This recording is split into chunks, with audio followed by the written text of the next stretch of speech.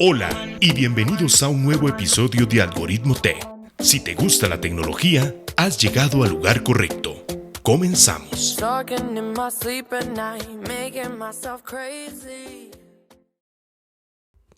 Hola, ¿cómo están? Yo soy Luis Fallas y hoy tengo un invitado muy especial, a Oliver, que nos viene a explicar un poco sobre qué es la inteligencia artificial y sus usos en el día a día.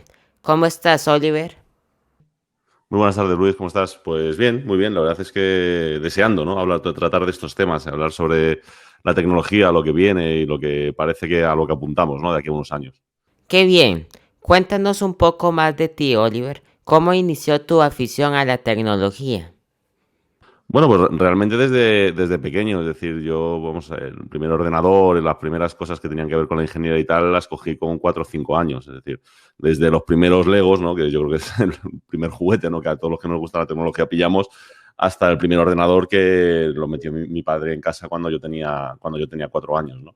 Y desde entonces, pues la verdad es que ha sido algo más o menos continuo. Para mí siempre ha sido, pues, una parte, digamos, de mi vida que he desarrollado por un lado a nivel profesional, porque soy ingeniero como tal, y luego por otro lado a nivel personal, pues como mi hobby o como mi afición o como lo quieras llamar, ¿no? Es decir, al final es a lo que más tiempo he dedicado con diferencia y es lo que más me gusta, ¿no? Para pasar el tiempo.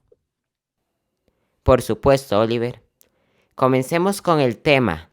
¿Qué es la inteligencia artificial? Hombre, es difícil de definir. Es difícil, entre otras cosas, porque como tal, es difícil de definir incluso lo que es el concepto de inteligencia, ¿no? Es decir, al final, la inteligencia artificial, digamos que podríamos hacer un resumen más o menos sencillo de unos sistemas, digamos, automatizados que son capaces de tomar cierto nivel de decisiones a un nivel que puede estar por encima o por debajo de nosotros dependiendo del caso, ¿no? Es decir, siempre para intentar verlo de una forma más global se suele dividir en 3 niveles, ¿no? Un primer nivel que se llama ANI, que son Artificial Narrow Intelligence, que son inteligencias artificiales estrechas, por decirlo de alguna forma, que no dejan de ser estos programas que estamos empezando a ver ahora. Todo lo que tiene que ver con Machine Learning, todo lo que tiene que ver con pequeños sistemas de aprendizaje automático en según qué campos y tal, que son programillas que de forma independiente, sin tú haberles explicado previamente cómo tienen que funcionar, de una manera, en algunos casos evolutiva, en otros casos por uso de algunos algoritmos y demás, pues son capaces de resolver problemas que a nosotros mismos nos cuesta resolver o que en algunos casos directamente no somos capaces de resolver, ¿no? O sea, los ejemplos claros que suelen poner pues son estos programas que ya hay para jugar al ajedrez, al Go o cualquiera de estos que nos pegan una paliza ya directamente. Es decir, cualquier jugador profesional lo sabe, que no tienen mucho que hacer contra un programa de estos porque ya no es una cosa programada, ya no es una cosa, digamos, que tiene detrás una base de datos o que tiene detrás, digamos, unas jugadas con las que juegas, ¿no? Sino que tienes delante alguien se ha enfrentado en millones de ocasiones a otros competidores virtuales que ya mismo ha creado y a base de eso ha aprendido y es capaz de, pues, de darte vueltas a las partidas de forma espectacular, ¿no? Digamos que ese sería el primer nivel. Y luego el segundo y el tercer nivel sería más esa idea que tenemos todos en la cabeza de lo que es una inteligencia artificial, ¿no? Es decir, un sistema que ya ha llegado a un punto, no solamente funciona en un ámbito estrecho, es decir, en una pequeña cosa, serían lo que serían las AGIs o las ASIs, las inteligencias artificiales generales o las inteligencias generales, las superinteligencias artificiales, que sería ya llevarlo a un ámbito mucho más amplio, llevarlo a un ámbito, digamos, de conocimiento, digamos, más general, ¿no? De lo que tenemos alrededor y que llegado al punto, pues, por toda esa complejidad y todos esos cálculos, pudiese llegar a lo que nosotros entendemos como pensar o razonar o algo por el estilo, ¿no? Entonces, llegado a un punto, pues, que fuesen capaces de tomar decisiones más generales, más de todos los campos, mejores y más apropiadas que las nuestras, ¿no? Entonces podemos decir que la inteligencia artificial está muy conectada con los algoritmos. Sí, completamente, porque al final, digamos que no es un algoritmo que tú, digamos, dejes preparado, que tú dejes única y exclusivamente preparado para que haga una operación como tal, sino que son algoritmos diseñados para aprender. Es decir, digamos que todo inicia de un algoritmo de aprendizaje, ¿no? Es decir, puede ser desde algoritmos más sencillos a más complejos, que al final tú lo que le vas a hacer es enseñarles de una manera o de otra. Hay muchos métodos de enseñanza para las inteligencias artificiales, para los sistemas de machine learning, si las vemos desde ese punto de vista. Entonces, ese algoritmo como tal lo que va a hacer es ir aprendiendo pues, de una serie de, en algunos casos, de datos que tú le vas a dar refuerzo, le vas a dar si lo que ha hecho está bien o está mal, incluso en algunos casos puedes conectar varias para que se den feedback unas a otras, y con eso, pues digamos que vas alimentándolo, al punto de que lo que es la programación que queda resultante no tiene nada que ver con el algoritmo inicial y es en algunos casos incluso ininteligible, ¿no? Para quienes intentamos meterle mano, ¿no? Para ver cómo han hecho las cosas, ¿no? Pues bueno, pues lo ha hecho a base de un proceso evolutivo, por un proceso con el paso del tiempo y digamos, con una forma, ¿no? de colocar fórmulas a su manera que consigue llegar al resultado que nosotros queremos. Perfecto, pero dígame una cosa, ¿nosotros para qué podemos utilizar la inteligencia artificial? Es que básicamente es para todo. O sea, es decir, esto suena como muy general, pero no lo es. O sea, se puede utilizar prácticamente para todo porque al final la mayoría de las operaciones, es decir, nosotros, esto es fácil de ver, como seres humanos nos hemos desarrollado bastante bien a lo largo del tiempo respecto al resto de las especies, simple y llanamente porque tenemos esa capacidad de inteligencia, porque tenemos esa capacidad de razonamiento, ¿no? Y lo que hacemos es básicamente buscar atajos, ¿no? Para hacer las cosas. Es decir, todos sabemos, es decir, frente a cualquier problema siempre hay una forma de enfrentarlo.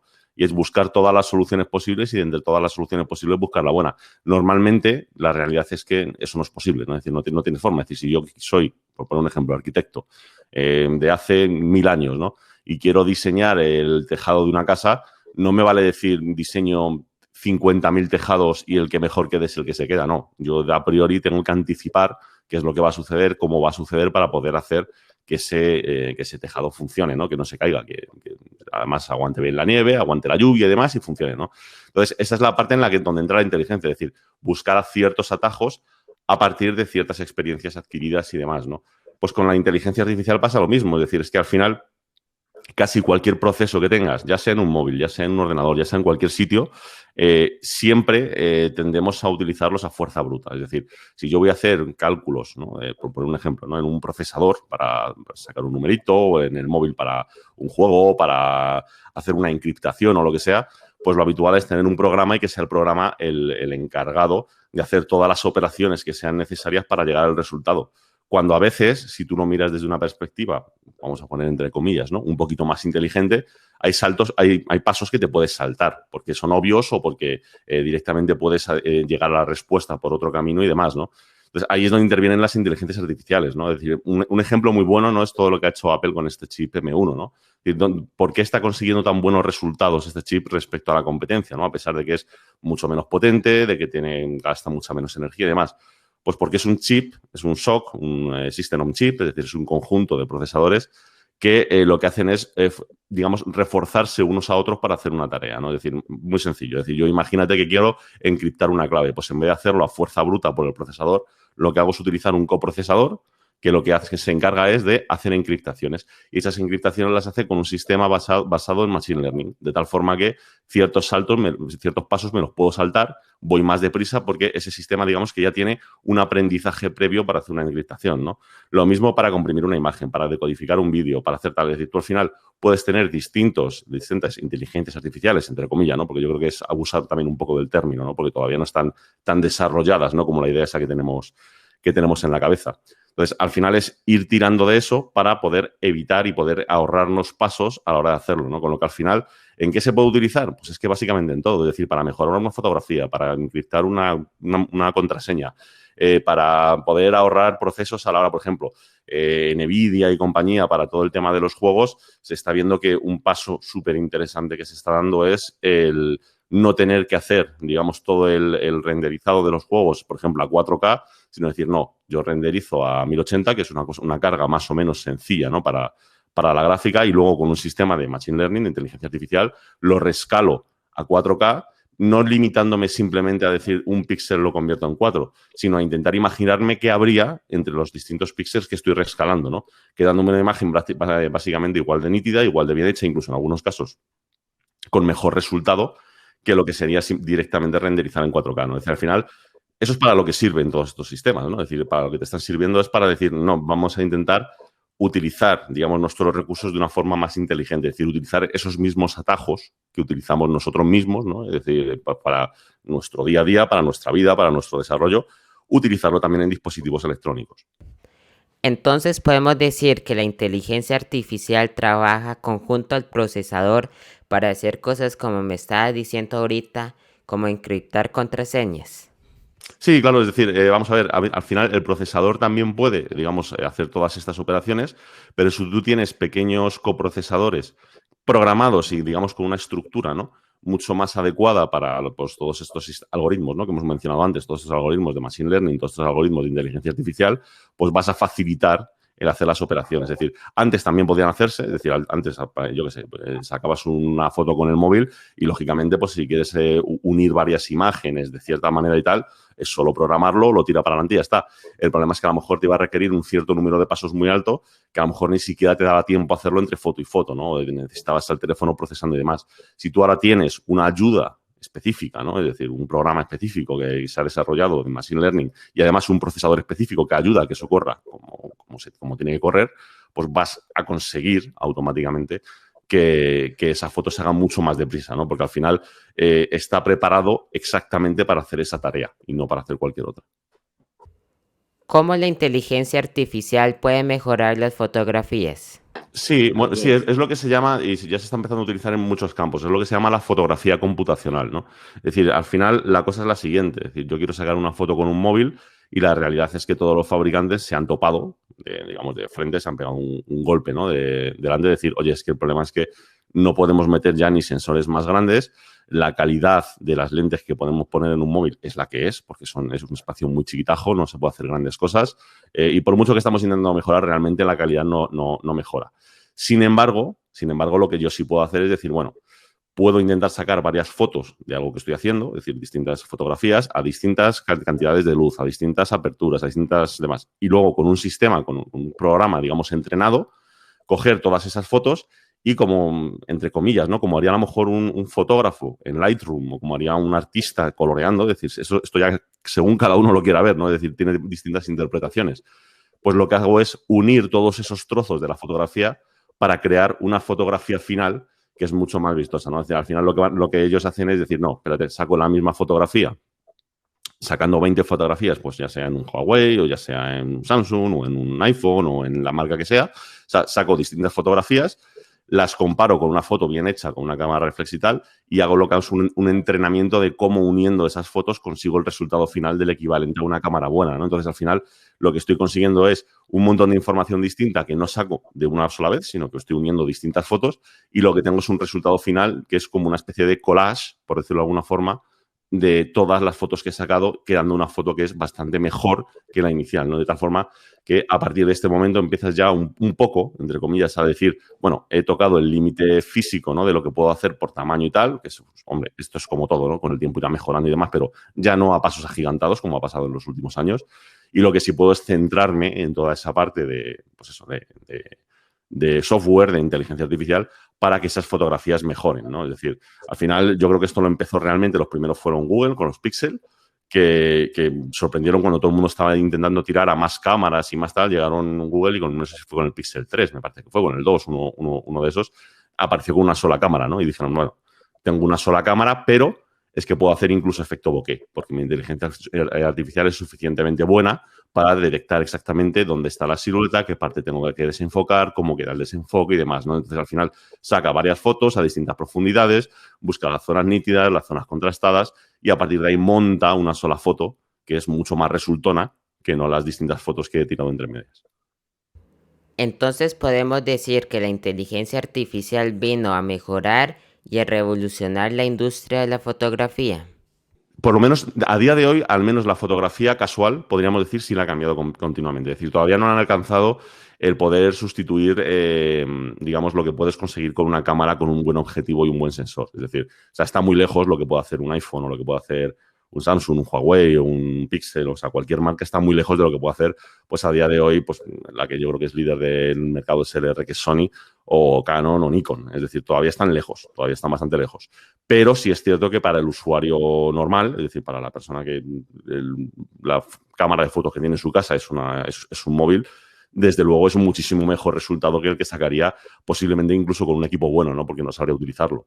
Entonces, sí, en ese sentido, al final De momento, ahora mismo está a pasos agigantados, digamos, adelantando a la fotografía tradicional, sobre todo por eso, es decir, porque a pesar de que se puedan conseguir mejores resultados, requieres, entre comillas, de un profesional o por lo menos de alguien, de un buen aficionado, ¿no?, a la fotografía detrás para poder sacar la foto con esa cámara, mientras que al final en los móviles, pues entre los smartphones, no es más que tocar donde quieres enfocar, dar a sacar la foto y tienes una foto que es bastante aceptable, por no decir muy buena en algunos casos, ¿no? Entonces, la fotografía móvil todavía no es tan buena como las fotografías con cámaras reflex. No, todavía no, todavía no. Todavía hay un paso, o sea, hay un paso intermedio todavía. Les falta un poquito, sobre todo, más que nada porque es una simple cuestión física. Es decir, porque al final, por muchas iteraciones que tú hagas, por muchas operaciones, la cantidad de información que saca una cámara reflex a la hora de grabar, tanto una foto como sacar un vídeo, ¿no?, que se están utilizando también muchísimo para vídeo. La cantidad de información que tienes es mucho más grande y encima no necesitas ni siquiera tratarla. Simplemente con que el sensor sea bueno, pues ya no tienes problema, ¿no? O sea, tú piensas que estamos hablando que un sensor de un móvil debe medir, pues, ¿qué te puedo decir yo? 3, 4, 5, 6 milímetros como mucho en diagonal, frente a 35 milímetros que tiene una cámara full frame, ¿no? Entonces, claro, al final cada píxel es mucho más grande, la sensibilidad que tienes es muchísimo mayor, puedes recoger todos esos datos, tienes un procesador dedicado exclusivamente para fotos, es decir, no tiene que compartir para hacer ninguna otra operación más, sino simplemente para sacar fotos. Entonces, todavía están por delante. ¿Cómo evolucionará? Pues habrá que verlo, porque esto es como todo. Es decir, ya te digo que una gran sorpresa que hemos tenido en la industria es eso, es ver cómo algunos juegos, en el caso de los juegos, se ven mejor rescalados de 1080 a 4K con un sistema como el DLSS 2 de NVIDIA, que no dibujándolo directamente en 4K, ¿no? Entonces, posiblemente pueda llegar el momento en el que un sistema de estos híbridos con menos calidad y demás pueda superarlo, ¿no? O que directamente las cámaras SLR vayan un paso más allá y digan, espérate, no, voy a imitar lo que hacen los móviles, voy a sacar, cada vez que tú des al disparador, saco un montón de fotos utilizando un hardware de mejor calidad y la combinación de lo que yo haga, pues será todavía superior, ¿no? Eso, bueno, veremos a ver cómo evoluciona, ¿no? ¿Qué crees que le haga falta a la fotografía móvil para tomar buenas fotos en modo nocturno sin que la foto parezca que sea tomada de día?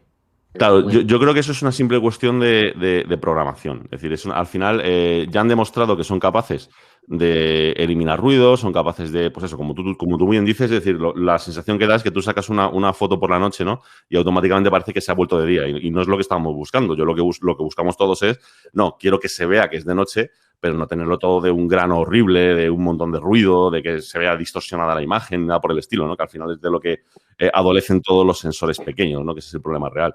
Es una simple cuestión de que al final los fabricantes, ese software que están desarrollando, ese sistema de entrenamiento, lo hagan de una forma más correcta. La realidad es que con esto llevamos no llegar a 3 o 4 años, ¿vale? Y a día de hoy lo que están buscando los fabricantes es más el efecto wow que el efecto de conseguir una buena foto. Esa es la realidad. Es decir, llama mucho la atención, porque yo mismo lo he probado, ¿no? Es decir, a pesar de que luego el resultado dices esto no me sirve para nada, pero yo mismo lo he probado, estar en mitad del campo sin una luz cercana en ningún sitio, sacar una foto y decir, madre mía, si es que se ve todo. O sea, es decir, se ve todo completo, pero como tú bien dices, como si fuese de día. Tampoco es esto lo que yo estoy buscando, ¿no? En absoluto. Entonces, al final, será simplemente una cuestión de que esos algoritmos vayan mejorando, ¿no? Yo creo que esto mismo ha pasado ya con todo el tema del modo retrato, ¿no? En todos los smartphones, que las primeras versiones eran demasiado exageradas. Es decir, llamaba mucho la atención porque veías mucho bokeh en la parte de atrás, mucho desenfoque, pero luego te encontrabas con que si te fijabas en las zonas de interacción entre el pelo y el fondo y demás, veías unas aberraciones exageradas, ¿no? Entonces, yo creo que con esto es lo mismo. Es decir, estamos todavía en un primer paso y supongo que será cuestión de que esto se vaya desarrollando unos años y se acaben viendo buenas. Porque al final, digamos que el hardware es el que es y lo que va a tener que mejorar es el software que hay detrás. Y yo creo que será una simple cuestión de que pase el tiempo y que vayan depurándolo y ya está. Claro, y también me llama la atención que si buscas en cualquier tienda de aplicaciones alguna aplicación para el modo nocturno, la puedes encontrar y son bastante buenas. ¿Cómo le puedes explicar a la audiencia cómo trabajan estas aplicaciones? Bueno, pues lo consiguen por eso, porque al final lo que hacen es replicar lo mismo que hacen otros móviles que tienen el modo noche, ¿no? A ver, es mucho más sencillo si tú tienes, la información exacta que va a ser capaz de recoger tu sensor, es decir, si tú sabes exactamente cómo funciona, si tú sabes exactamente qué tipo de señal da, si tú le has hecho un software que va exactamente con este hardware que estás utilizando, pues evidentemente vas a tener muy fácil el hacer un modo noche. Las aplicaciones que son capaces de hacerlo, que también lo hacen de una forma pues, bastante resultona, aunque no sea tan buena, pero funcionan bastante bien, lo que hacen es hacerlo por aproximación, es decir, bueno, no sé exactamente cómo funciona el sensor porque no soy el fabricante como tal, no puedo hacer ciertas pruebas, pero sí soy capaz directamente de decir, bueno, con toda esta información yo puedo sacar unos valores medios, yo puedo hacer algunas cosas y conseguir pues, que esto funcione exactamente igual, ¿no? Normalmente tardan un poco más, no son tan instantáneas, dan algún problemilla más, pero el resultado lo consiguen, ¿no? Porque al final es software, o sea, es decir, no deja de ser una aplicación. Evidentemente, en cuanto ese software esté más ligado al hardware que estás utilizando, es decir, sea capaz de engancharse mejor, ¿no? con ese hardware, vas a conseguir mejores resultados. Pero por poderlo lo puede hacer cualquiera. Es decir, es un poco lo que pasa con los objetivos que puedas comprar de una cámara, que los hay de la propia marca y luego los hay de terceros, que en muchas ocasiones no tienen una licencia como tal del fabricante. Entonces, ¿cómo han conseguido que haga autoenfoque o que funcione y demás? Pues por ingeniería inversa, es decir, a base de yo soy Tamron, por poner un ejemplo, ¿no? Y quiero hacer un objetivo para Canon, lo que hago es comprar unas cuantas Canon, comprar unos cuantos objetivos, ver exactamente cómo funcionan, ver exactamente los distintos pines, qué información dan y cómo lo hacen, y a partir de ahí yo por ingeniería inversa pues hago un objetivo que sea capaz de funcionar con esa misma tecnología, ¿no? Pues esto es un poco igual. Es decir, yo hago un software que es perfectamente legal, tú puedes hacerlo sin ningún problema, pero nunca va a ser tan efectivo como el original simplemente porque no tienes la información completa, sino que has tenido que, de alguna forma, sacar la información a partir de los dispositivos que has probado. Apple en esta nueva generación de los iPhone 12 Pro y 12 Pro Max trajo el sensor LiDAR. ¿Para qué funciona este sensor? Hombre, en principio la idea del LiDAR es para el tema del enfoque. Es decir, al final, uno de los problemas que pueden tener los distintos móviles es conseguir que las zonas que tú quieres retratar, que realmente quieres que salgan bien en tu foto, ¿no? Queden lo más enfocadas posible, ¿no? Para esto hay muchas aproximaciones. Es decir, hay fabricantes que lo que hacen es sacar distintas fotos a distintas profundidades y con eso ver luego cuáles son las zonas más contrastadas y quedarse con lo que les interesa. Hay fabricantes, yo que sé, como Samsung, que lo que han utilizado es el tema del enfoque láser en los últimos modelos, ¿no? Que lo que hacen es medir la distancia a donde estás apuntando con un láser y con eso saber exactamente dónde tienen que enfocar. Y en el caso de Apple, pues está utilizando una tecnología que ya ha implementado pues, en otros aparatos como es el LiDAR, ¿no? Que no deja de ser pues, una especie de mapeo en 3 dimensiones de lo que tienes delante, sobre el que además es capaz de calcular distancias, ¿no? Entonces, si yo voy a hacer un retrato de alguien, va a hacer un mapeo en 3 dimensiones básico, pero al final en 3 dimensiones de esa persona, voy a saber exactamente a qué distancia está de mí y con eso voy a poder decir directamente a la cámara dónde tiene que enfocar para que la imagen quede correcta. Entonces, con una buena calibración del enfoque por parte de Apple, en este caso, y con el sistema LiDAR, pues consigues enfocar de una forma muy precisa a lo que quieres. A mí me gustó mucho el LiDAR, pero para ti, ¿cuál de los dos te gusta más? Yo prefiero el láser antes que el LiDAR. Es decir, el LiDAR me parece que va a ser más útil para otros campos. Es decir, el LiDAR va a ser, por ejemplo, clave, y yo creo que ese es el motivo, ¿no? Por el que Apple lo está poniendo en las cámaras. Va a ser clave, por ejemplo, para todo el tema de realidad aumentada y todo lo que tiene que ver con interacción máquina con lo que nos rodea, ¿no? El poder ubicar cosas en el espacio y demás. Yo creo que el láser es más preciso y es más rápido. Lo que pasa, claro, yo comprendo que Apple es mucho más inteligente y mucho más interesante para ello decir, no, espérate, voy a desarrollar una tecnología LiDAR para en este caso, para el enfoque. ¿Por qué? Porque toda esa información que recojan, todo ese feedback que recojan de la gente, de cómo se enfoca, de cómo tal, va a ayudar a tener una buena base de datos para los posibles productos que vayan a sacar a futuro. Véase las famosas y rumoreadas gafas de realidad aumentada que en algún momento, no sabemos cuándo, pero en algún momento veremos en el futuro, ¿no? Seguro, prácticamente seguro, que el mapeo del entorno lo hará, pues en la gafa tendrá un par de proyectores LiDAR para poder hacer un renderizado en 3 dimensiones de lo que tienes, o sea, una creación en 3 dimensiones y a partir de ahí poder ubicar cosas en el espacio, ¿no? Proyectándolas a los ojos y demás. Samsung y Huawei tienen muy buena fotografía de la luna. ¿Cuál es su secreto para lograr esa foto? Bueno, lo que están haciendo realmente es un poco lo que estábamos comentando antes, pero llevándolo un poco al extremo, ¿no? Es decir, al final lo que están haciendo es, bueno, yo si saco una foto a la luna tengo varios problemas. Primero, va a estar bastante desenfocada, la foto va a ser bastante pequeña como tal, ¿no? Es decir, porque al final, por mucho zoom que hagas con un móvil, pues el tamaño que te queda es pequeño, ¿no? Es decir, yo dedico un tiempo a sacar, por afición, ¿no? A sacar fotos a la Luna y necesitabas alrededor de un 10.000 milímetros, ¿no? Para poder sacar una foto en condiciones de la Luna. Eso está muy lejos del objetivo que tiene un móvil, ¿no? ¿Cómo lo puedes conseguir? Pues muy sencillo. Si yo saco, en vez de una foto, realmente lo que estás sacando es una especie de vídeo, ¿no? De la Luna y demás, probando distintos enfoques, y luego cojo toda esa información y la proceso, lo que puedo hacer es decir, bueno, si tengo un sistema suficientemente inteligente, lo que hago es, de este fotograma de aquí ha salido muy bien esta pequeña zona de aquí. Este fotograma de aquí me ha salido bien esta zona de aquí. De este fotograma me complementa el trozo que hay entre este y este. Y así sucesivamente. Es decir, sacas, no sé cuál es el número exacto que utilizarán, ¿no? Pero imagínate, sacas 5.000 fotos en pequeñito que puedes utilizar para, en función de lo que tú sabes que se ha movido el móvil y demás, reconstruir toda una imagen y poder sacar una imagen de la Luna más o menos aceptable, ¿no? Que es la forma en la que lo están consiguiendo. Es decir, la forma es esa, es a base de reconstruir imágenes, a base de unir un montón de imágenes y coger las partes interesantes de cada una de ellas, crear una imagen final que sí que sea de la Luna, ¿no? Que es a lo mejor lo que estás fotografiando. Es como un truco, pero que, oye, funciona. Es decir, en definitiva, funciona. ¿La inteligencia artificial tiene algo que ver con la realidad aumentada? Bueno, está todavía en proceso, pero al final es justo lo que comentábamos al principio. O sea, va a ayudar a existir básicamente ofreciendo atajos. Es decir, en el sentido de que si tú tienes que hacer un proceso, por ejemplo, la parte más sencilla, ¿no? Es decir, son los 4 o 5 años que lleva Apple incluyendo la ARKit como API dentro de su sistema de desarrollo, ¿no? Al final, ¿de qué es de lo que se dan cuenta todos los desarrolladores? Bueno, pues que si tú quieres a través de las cámaras conseguir sacar ubicaciones en 3 dimensiones en tiempo real, ¿no? Para poder colocar pantallas o poder colocar información o lo que tú quieras, ¿no? En tu entorno, es decir, poder olvidarte de las pantallas, de las interfaces y demás. El problema que tienes es que la cantidad de, digamos, de operaciones matemáticas que tienes que hacer es una barbaridad, es una burrada, es una cosa ingente, ¿no? Es súper grande.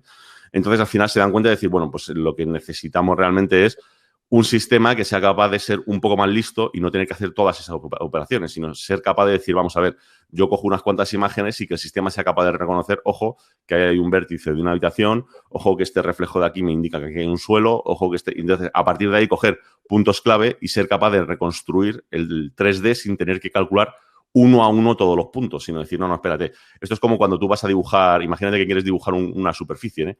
Si tú vas a dibujar una superficie, lo que vas a hacer es buscar las aristas simplemente primero. Es decir, cojo esta arista, cojo esta de aquí, ya me ha creado la superficie de medio.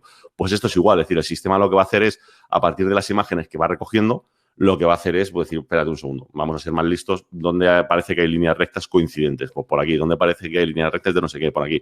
Pues esto implica que esta es la distancia de aquí a aquí, y a partir de ahí lo va calculando y lo va haciendo, ¿no? Entonces, eso es realmente lo que ayuda, es decir, porque al final hacer todas esas operaciones a fuerza bruta es una bestialidad, es decir, necesitarías llevar, imagínate que esto en un futuro, ¿no?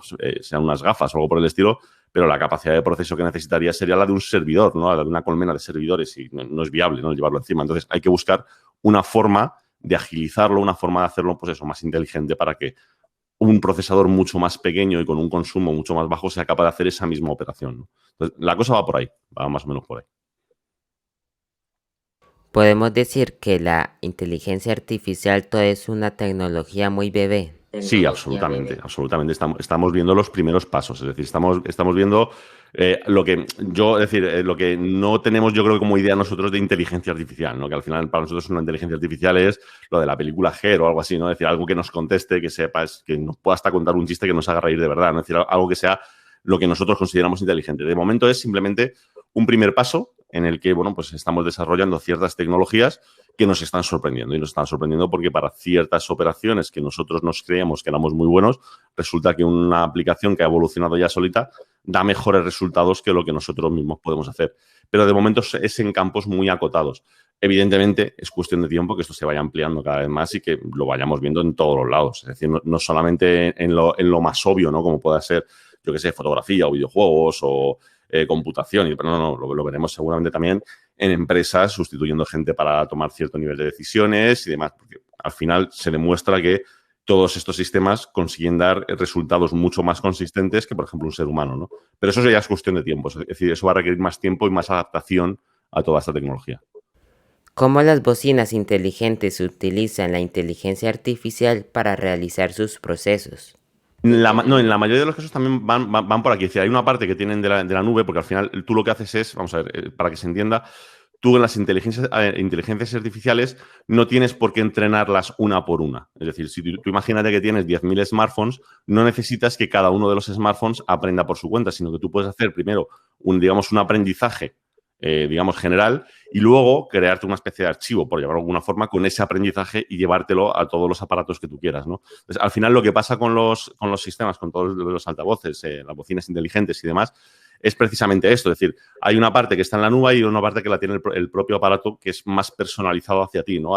De lo que ha ido aprendiendo de ti como tal para intentar entender mejor tu voz, para intentar poner el sonido mejor en la habitación en la que estás y demás. Entonces, por un lado hay una parte que va conectada a Internet y por otro lado hay una parte que se ejecuta directamente en el aparato, ¿no? Es decir, digamos que es como mitad y mitad. Es decir, una parte más rápida es en el aparato como tal y cuando requiere pues, de información más interesante o de algo, una calibración que quiera hacer o algo por el estilo, entonces sí que tirará de la nube pues, de un sistema que tienen más automatizado y que han sacado pues, de comparar los datos de todos los aparatos que están funcionando a la vez, ¿no? Que eso es un poco la fuerza y la gracia que tiene con esto, ¿no? Pasa con pues todos los sistemas de eco de Amazon, lo mismo con Siri, con Google Home y demás. Al final, ¿por qué crecen tan deprisa? ¿Por qué te das cuenta que día a día van reconociendo mejor? Pues porque al final van aprendiendo de todo el mundo, ¿no? Todo eso, entre comillas, se pone en común y se van mejorando los algoritmos para todo el mundo, ¿no? Entonces, por un lado tienes una parte local y otra parte que son las distintas actualizaciones que van recibiendo, pues eso, del aprendizaje común, ¿no? A todo.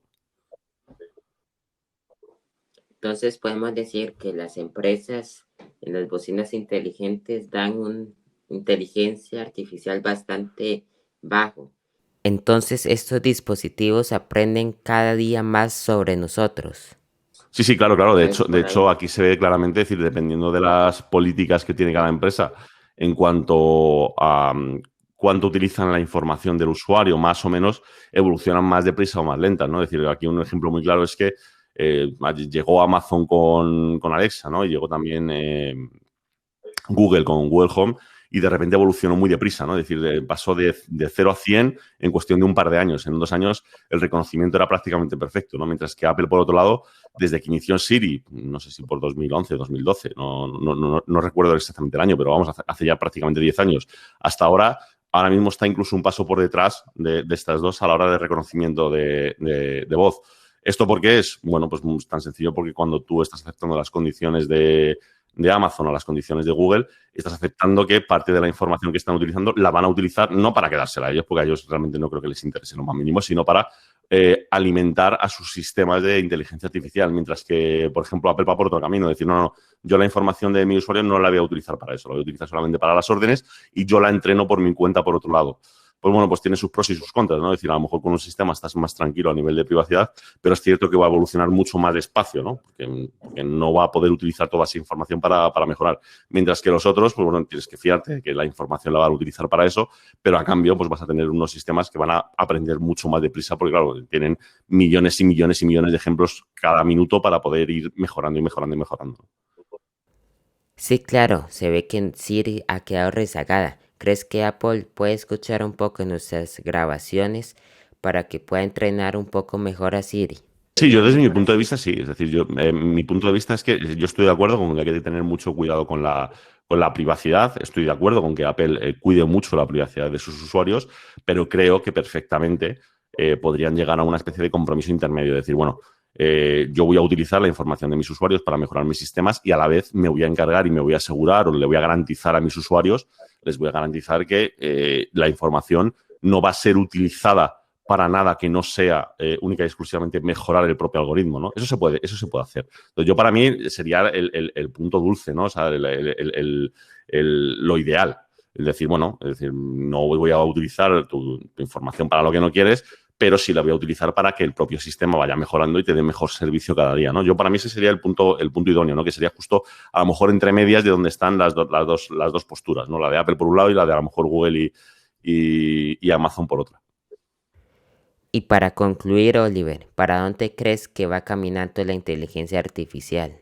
Yo creo que el futuro es verla en todas partes. Es decir, esto lo vamos a tener, como se suele decir, hasta en la sopa. Quiero decir, en todos los lados. En todos lados vamos a tener inteligencia artificial. Al final, son sistemas que se pueden aplicar prácticamente a todo y que nos están demostrando dar muy buenos resultados y que de momento, pues fallos como tal no estamos viendo que tengan. Es decir, si se utiliza con cuidado, si se tiene, digamos, las precauciones necesarias de saber hasta dónde llega cada sistema de algoritmos que entrenas y demás, pues puedes mejorar lo que tienes en tu día a día pues cada vez más. Entonces, ¿hasta dónde va a llegar? Yo creo que lo vamos a ver en todos lados. Es decir, porque básicamente cada sistema que utilizamos en nuestro día a día, desde cosas que puedan tener más que ver con la informática o con los ordenadores o con teléfonos móviles o lo que sea, es que todo lo que nos rodea requiere también de esta tecnología, ¿no? Es decir, ya sea en una empresa para tomar una decisión, ya sea yo qué sé, lo hemos visto muy claro en los últimos años, ¿no? De cómo Amazon, por ejemplo, yo te puedo hablar sobre todo aquí en España, ¿no?